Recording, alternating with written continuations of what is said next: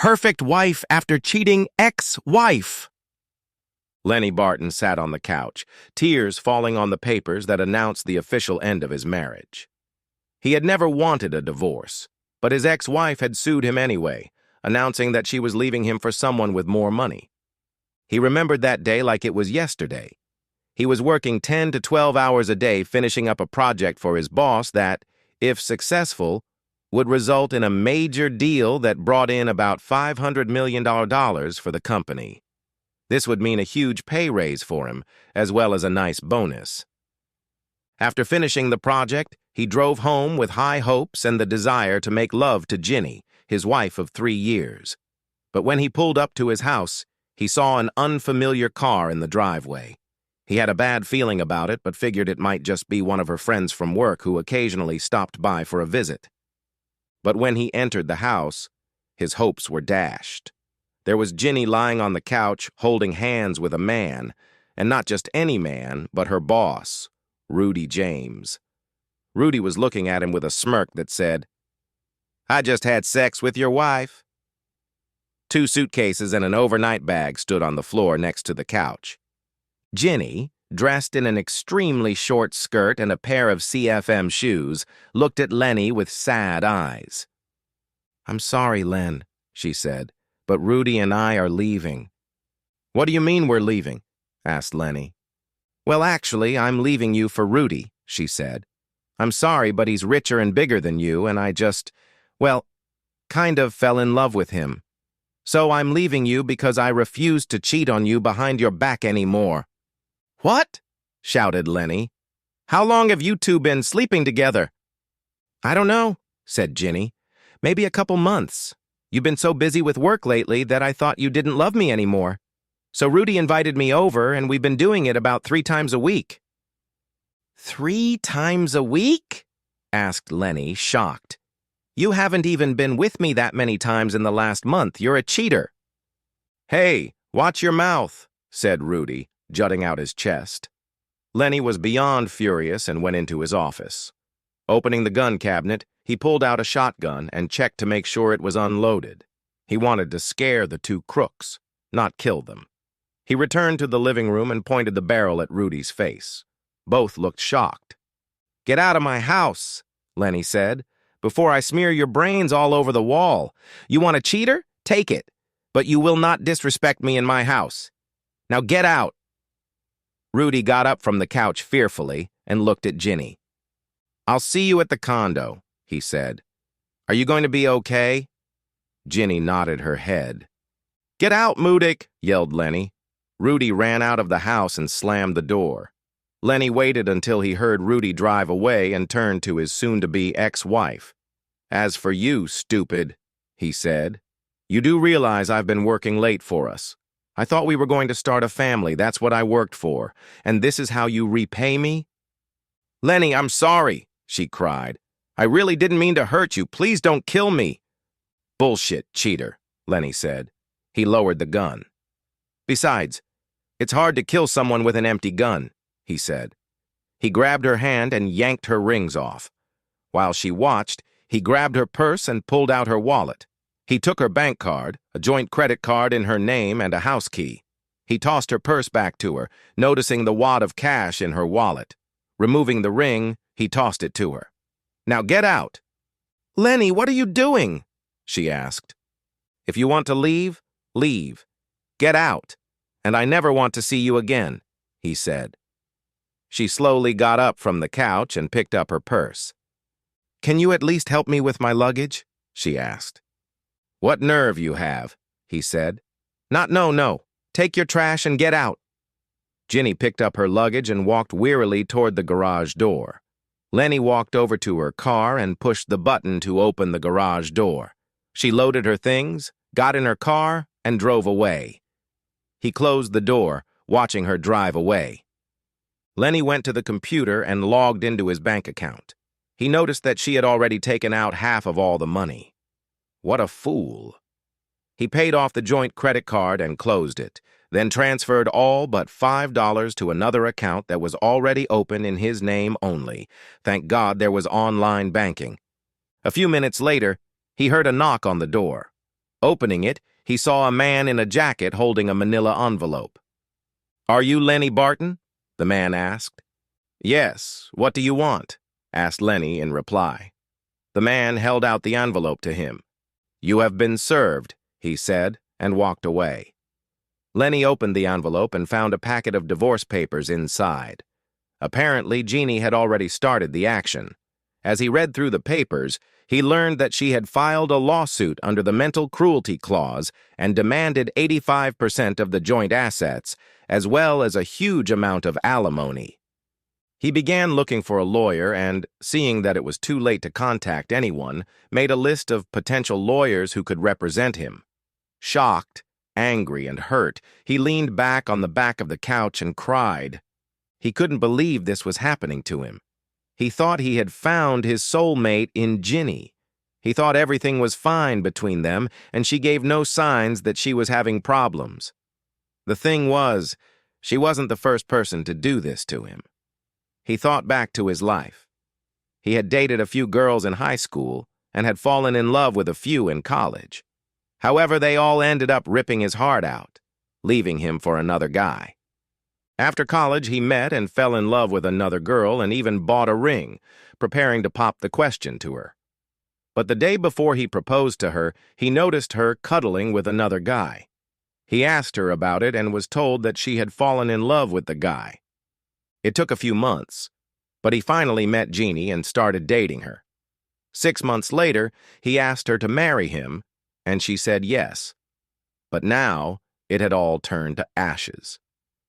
In the old days, he could turn to his cousin Randy, who always lifted his spirits by telling him that not all women were cheaters, and there were still plenty of fish in the sea. She had always lifted his spirits, but she was no longer around, having left after her nasty divorce from her cheating and abusive asshole husband. So he did the next best thing. He got drunk. He didn't care, since he didn't have to go to work the next day. After waking up, he did his morning chores and then started calling lawyers. It took quite a while, and he ended up going around to 4 lawyers, but finally found one who wasn't a man-hating fool looking only for billable hours. After months of haggling and threats, the lawyer finally got Ginny to give up her mental cruelty and go to irreconcilable differences. He also got her to accept what she had already taken out of their bank account and give up her demand for alimony, since she was earning as much as he was and living with her rich lover. This was possible because the private investigator they hired had obtained clear photos and videos of her having sex with her lover in various locations. It had folded like a cheap chair after being presented with clear evidence of her own infidelity and warned that the photos and videos could easily be shared with her family and friends and possibly end up on the internet. He'd considered getting revenge on the asshole she'd cheated with, but decided that living with Ginny was revenge enough. So now it was over. He should have been happy, but he wasn't. Instead, he felt empty. He was sad, lonely, depressed, and worse, horny. Then he got a call from Randy. "Hi, cousin," she said, answering the phone. "What's up?" "I'm in town and just wondered if we could get together," she said. "Yeah, sure," Lenny said. "Do you want to come over and get drunk with me or what?" "Well, if you intend to get drunk, I'll come," she said. "What will Ginny think?" "I don't care what Ginny thinks anymore," he said. "She's divorced me anyway." "Oh, no," Randy said. "I'm sorry I didn't know. What happened?" "The usual," he said. "I came home from work and caught her with her lover. She just announced she was leaving with him and then served me with divorce papers." "Oh my God," she said. "That sucks." "Yeah," Lenny said. "The divorce just became final." "Well, I'll be right there then," she said.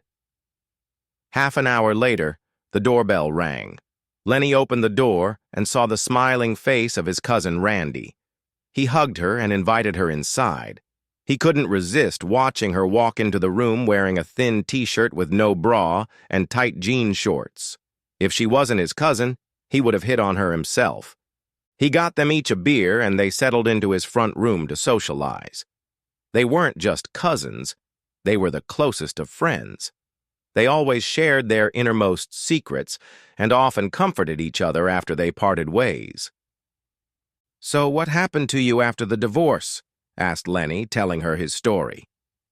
"Well, I met and married the man of my dreams," she said, showing him her rings. "Wow," said Lenny. "Congratulations. Where did you meet Mr. Wright?" "It's a long story," she said. "Maybe they can help you out." "Okay," Lenny said. "What, is it some kind of dating service?" "No," she said. "I can't explain it, and I had to sign a non-disclosure agreement, so I can't tell you what it is. But I do know that they're very picky about who they work with, and they guarantee that you will be satisfied. I know I'm definitely satisfied. Maybe I'll give them a call and see what they say. Maybe they'll take you in." "Sure, that would be nice," Lenny said. "How much do they cost? I mean, it must be pretty expensive." "It's all part of the non-disclosure agreement," Randy said. "But I think you'll find it more than reasonable. I'm sure of it." "Good," he said. "I have confidence in you. By the way, how long are you going to be in town?" "Oh, just a couple days," she said. "I'm here to do some work for my company.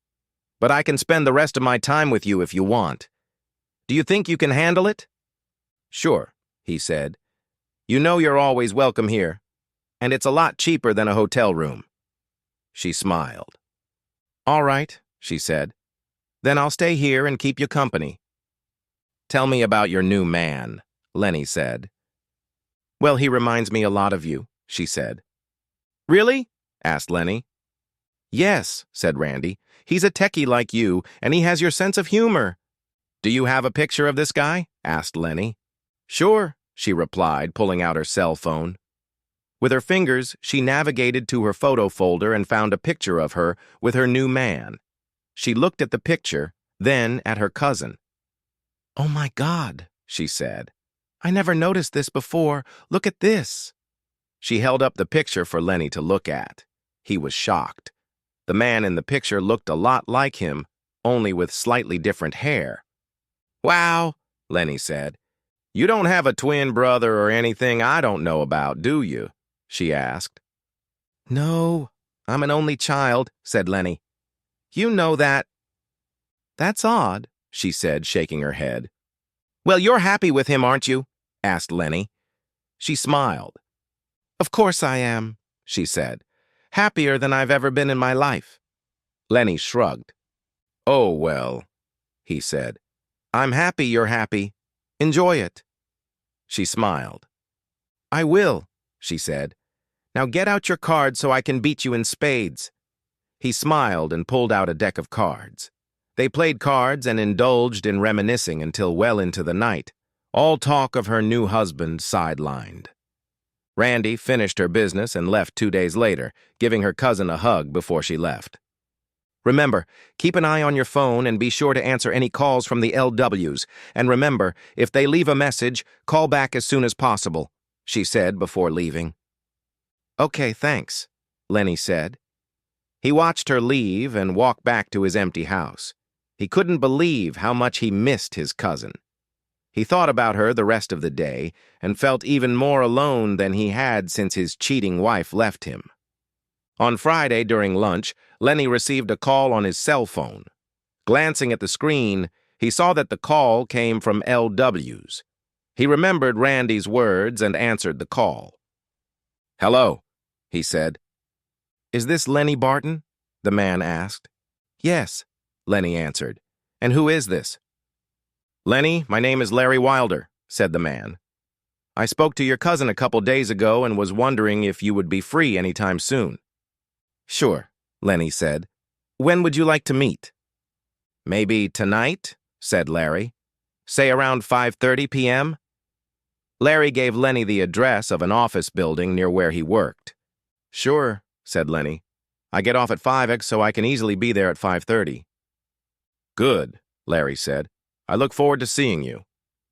The call ended, and Lenny spent the rest of the day looking at his watch. At exactly 5 o'clock, he left the office and headed to the address Larry had given him. As he pulled up to the office building, he walked up to a door labeled LW's. He opened the door, and the pretty blonde receptionist smiled and ushered him into a small conference room.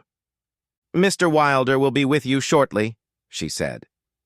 Lenny thanked her and sat down in one of the 2 chairs in the room. A minute or so later, the door opened, and a slightly older man dressed in a white medical coat entered the room. He smiled, extending his hand to Lenny, who stood up as the door opened. "Mr. Barton," he said, "it's a pleasure to meet you. Please have a seat. Let me explain what we're doing here. I know you've been talking to your cousin. She's the one who referred you to us, and I must admit I'm surprised at how much you resemble her new husband." "So am I," Lenny said. "You don't know why?" "Well, maybe it will be clearer by the time we're done," Larry said. "You might think we're just another company that picks up people, like a dating site. We're actually much more than that. We guarantee we'll find you the perfect match." "What do you mean?" asked Lenny. "Are you familiar with the biblical story of Adam and Eve?" asked Larry. "Sort of," said Lenny. "As I recall, they ran around unclothed in the Garden of Eden until she ate an apple, and then God kicked them out." "Well, that's not all. And it wasn't an apple, but you got part of it right," Larry said. "Do you remember how Eve came to be?" Lenny shook his head.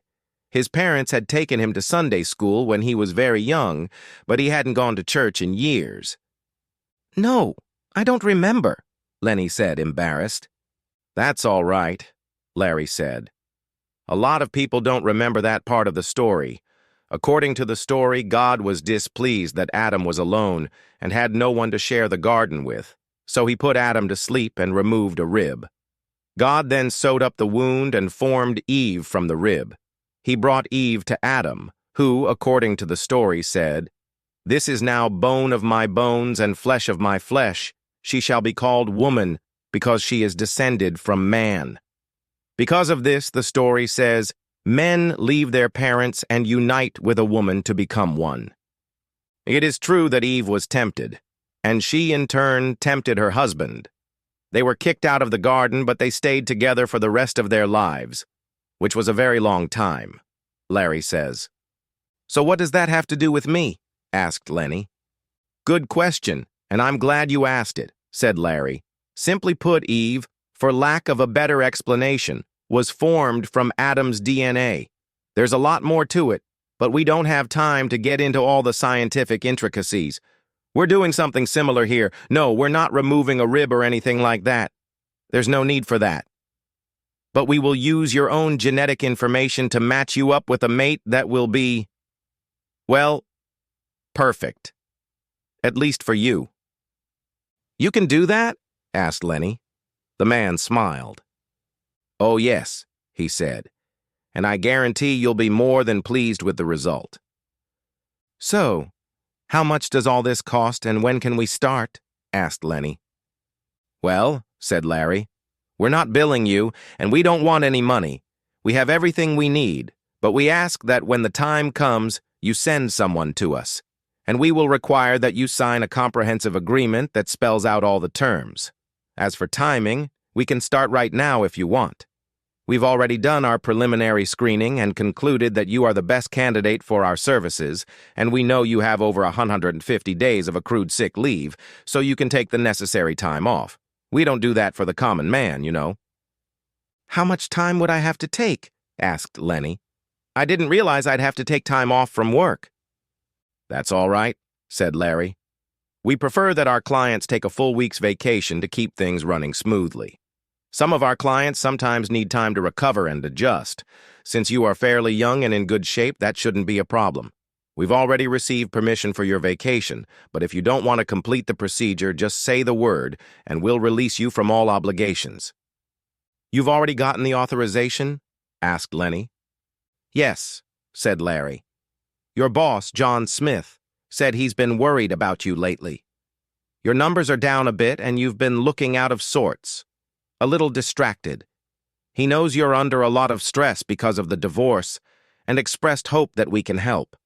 If you'd like, I can call him, and he can tell you all about it himself." "Please call," Lenny said. "That's reasonable," Larry said, dialing a number on his cell phone. After a couple of beeps, Lenny heard his boss answer. "Mr. Smith, hello, this is Larry Wilder. I'm talking to Lenny Barton right now, and he'd like to make sure you approve his time off." Lenny heard his boss say something. Then Larry handed him the phone.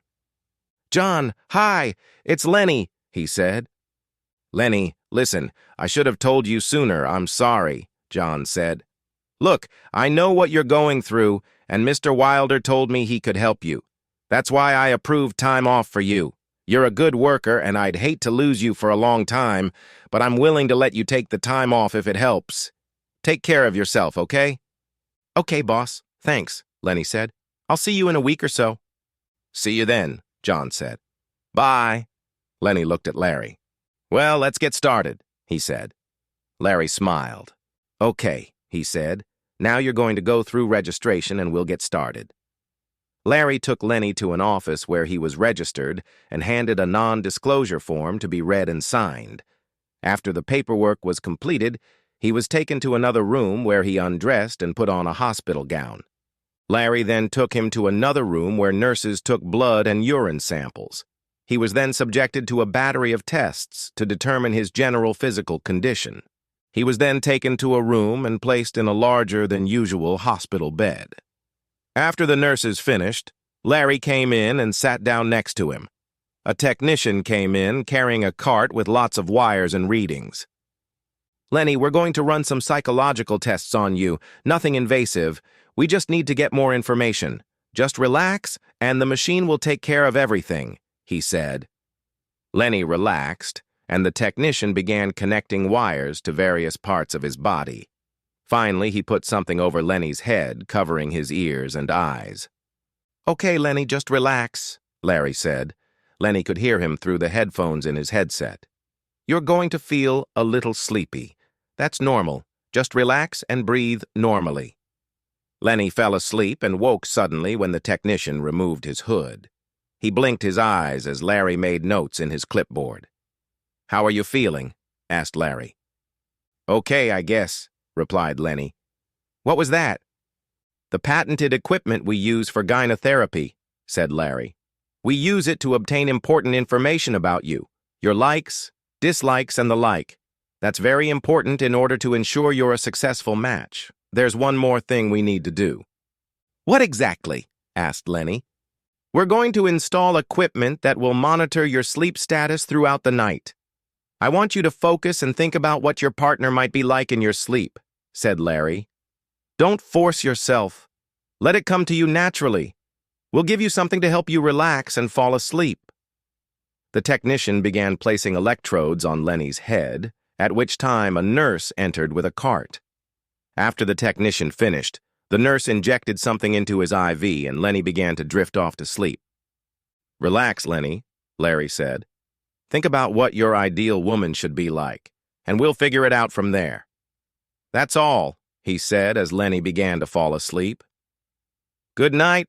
I'll see you in the morning," he added with a smile. The next day, Lenny woke up feeling rested. He had had several dreams, but he couldn't remember any of them. He remembered that some of them had overtly sexual overtones, but he couldn't recall any details. Larry walked in as he was finishing his breakfast. "How are you feeling this morning?" he asked, looking at Lenny's vitals. "Actually, I'm feeling awake," Lenny replied. "Good," said Larry. "I see you had a lot of dreams last night. Do you remember any of them?" "Just bits and pieces," said Lenny. "I know some of them were a little sexual in nature, but I can't remember any details." "That's okay," Larry said, looking through the machine's records. "We'll clean this up and let you get some rest. Later this morning, we'll run some more tests and get you in for a consultation." About mid-morning, Lenny was taken to a darkened room with a reclining chair in the middle. He was seated in the chair and electrodes were attached to his body. As he sat there, Larry explained what was going on. "We're going to test your galvanic skin response to various stimuli," he said. Pictures will flash before your eyes in rapid succession. Don't try to concentrate on the pictures. They will flash too fast for you to fully realize what they are. The equipment will register your reaction. Now just relax. The technician fastened a helmet with a set of darkened eyepieces on his head. Soon, a series of photographs appeared on the screen. As Larry had promised, they flashed by too quickly for him to realize what they were. He thought he saw a few pictures of flowers and his cousin, but he wasn't sure. Half an hour later, the lights came back on and the helmet was removed. "Good," Larry said. "I think we have enough information now to complete the mission. I think it's time for you to see a counselor. It will help you deal with the problems that have arisen as a result of your divorce." "What kind of problems?" asked Lenny. "Well, the way your ex-wife left you has undoubtedly caused you to have doubts, at least in your mind, about your adequacy as a man," explained Larry. "I'm not a psychologist, but I can understand the feelings of rejection you're facing right now. I think it would be wise for you to address some of these issues before starting a new relationship, don't you?" Lenny had to agree and was taken to another office where he met his counselor, an attractive brunette who greeted him with a wide smile. They spent the next few hours talking about Lenny's past, the many rejections from women he thought he loved, and how his wife had left him. The counselor was kind and understanding, but firm. She helped him deal with the rejection he had experienced from other women in his life and gave him mental exercises to help him prepare for the future. And, as she explained, his new girlfriend would help him heal completely and move forward. That night he did some of the exercises and slept like a baby and woke up feeling better than he had in a long time. After breakfast, Larry showed up and went over his notes. "I am very pleased with the progress you have made," he said. "Are you ready to meet your other half?" "Really? Already?" asked Lenny. Larry smiled and nodded his head. "Yes," said Larry. "It was actually pretty easy." He opened the door, and a woman in a hooded robe entered the room. Larry led her over to Lenny's bed and pulled the hood off her head. Lenny gasped, seeing this woman for the first time. She was exquisite. Her wavy dark hair framed a face that looked very much like Randy's, but her lips were a little fuller than her cousin's. She looked up at him with her hazel eyes and smiled. "Lenny, meet Raina," Larry said. "I'll give you two some time to get acquainted," he added as he closed the door and was about to leave. Lenny felt a slight spark as Raina took his head in her hands. She looked into his eyes and kissed him on the lips. Until now, he hadn't believed in the idea of love at first sight. But there was something about this girl that captured his soul. "So much pain, she said softly, taking his head and pressing it against her. He wrapped his arms around her and sobbed. It was something he just couldn't control. "Let me heal your soul," she whispered in his ear as he pressed himself against her. She covered his face with kisses and then stepped back and removed her robe. Lenny gasped again as he saw her beauty. Her breasts weren't very large, but they stood out proudly on her chest. She walked over to the bed and climbed under the covers. Untying his robe, she pulled it off and pressed her whole body against him so he could feel her soft skin against his. She covered his body with kisses. She smiled at him and they made love. Afterward, she collapsed on the bed. "Yes, baby, that was so good," she whispered. "I love you so much," she added. Lenny pulled her against him and kissed her sweet face. "I love you too," he said. She slid off him and lay down next to him. "I'm yours for life," she said. Lenny couldn't believe his luck. This really was the woman of his dreams. "Oh yes, I want to be with you so badly," he said, "and I will love you, cherish you, and honor you for the rest of my days." She smiled. They kissed again and again. They continued to kiss each other for what seemed like hours. They kept kissing each other until they heard a knock on the door. "Come in," Lenny said. The door opened and Larry poked his head inside.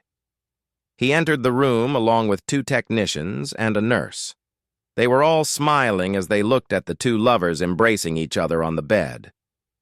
"I see you 2 have already met," Larry said. "Good.